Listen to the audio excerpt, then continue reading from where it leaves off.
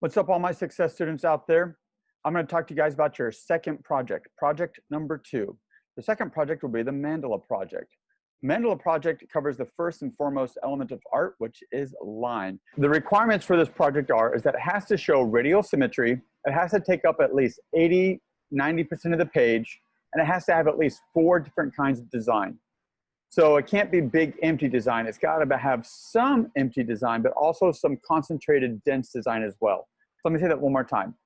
Radial symmetry, 4 different kinds of design, and take up 80% of the paper. So what I'm going to do is I'm going to show you guys some examples of mandalas, and I'm going to show you guys how to start working on your mandala and how to complete it. So without further ado, I'm going to go ahead and do a screen share and show you guys what a mandala is.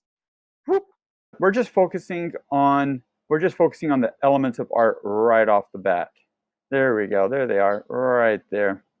Line, shape, color, form, value, texture, space. Good. So we're just going to focus on line. Right off the bat, we're going to focus on line. So normally I suggest you doing a quick line practice, something that looks like that, just to get you used to moving your hand and looking and expressing different kinds of line.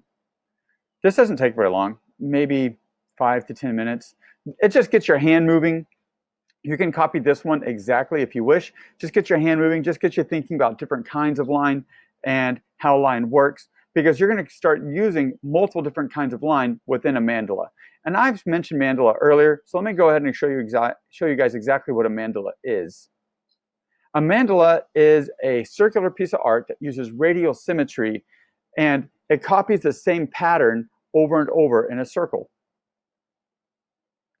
I'm going to make my head a little smaller and let you guys start checking these out.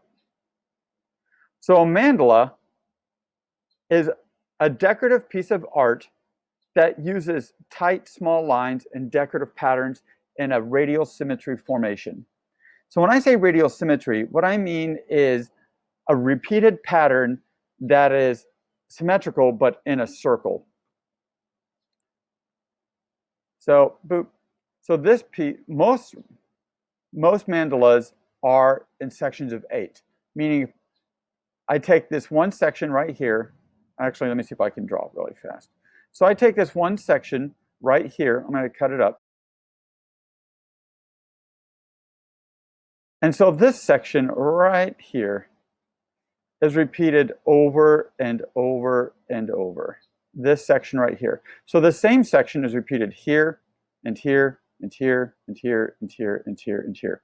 And what the artist does is they use very intricate small lines, some bold lines, thick lines, repeated over and over.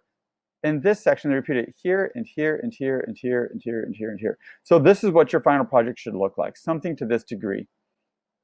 So with that being said, I want you guys to start doing research on different kind of mandalas, something that you enjoy doing.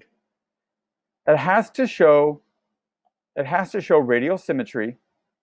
In fact, I'm going to give you some, I'll show you about radial symmetry. Whenever you type in radial symmetry art, more than likely you're going to get a mandala, or you're going to get a rose window.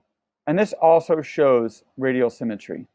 So more than likely, you guys are already familiar with radial symmetry, you just don't know it until right now. And you can actually create a rose window if you so desire, or you can just look at mandalas and start creating mandalas. Let me show you guys really quick on how to start creating your own circles for your mandala. So what I'm going to do is I'm going to go ahead and switch over to my document camera, and what I did was I used a string or an old shoelace, a nail, and a pen to start creating circles to create my mandala.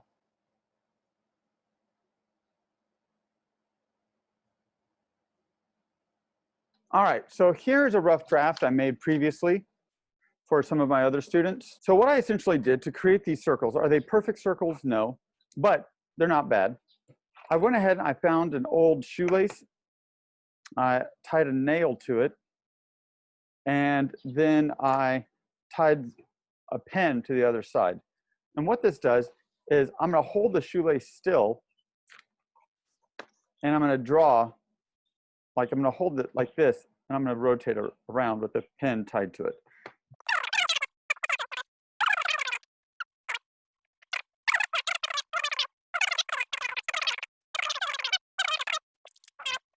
I put the nail down, hold it tight. I make sure I have enough room on my paper. I do. Then I hold it nice and tight, and I draw my circle.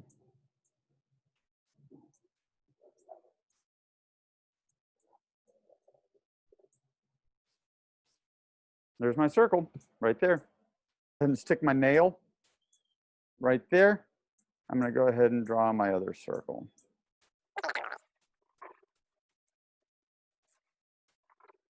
Again, is it perfect? No, but it does the trick. Now, if y'all have a compass is that device where one side is a pointy thing, the other side is a pencil, and it spreads apart, and you can put it like that. And, you know, you have a compass, great. Compass would certainly work better than this. And I'm going to try to make a tinier one. Oh, slipped. Here we go. Then I can start cutting this up into sections. You're going to need to get a straight edge. If you want to, you can just simply take another sheet of paper and you can start folding it up like this. In case you don't have a ruler. If you don't have a ruler, this is a really good way to make a straight edge. You just cut it up into sections.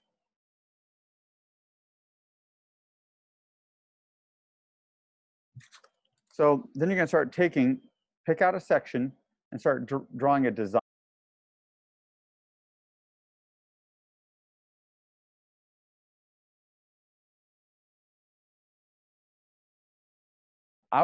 If I were to create this mandala, that means the design I put in this section would be the same design I put in this one, in this one, in this one, and in this one.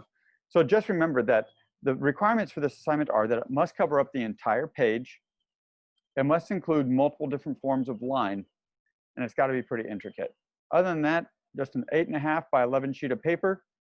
It's got to be radial symmetry, and it has to look like a mandala. If you have any questions, you're welcome to email me or come to one of my sessions, and I'll look forward to seeing your work. Thanks.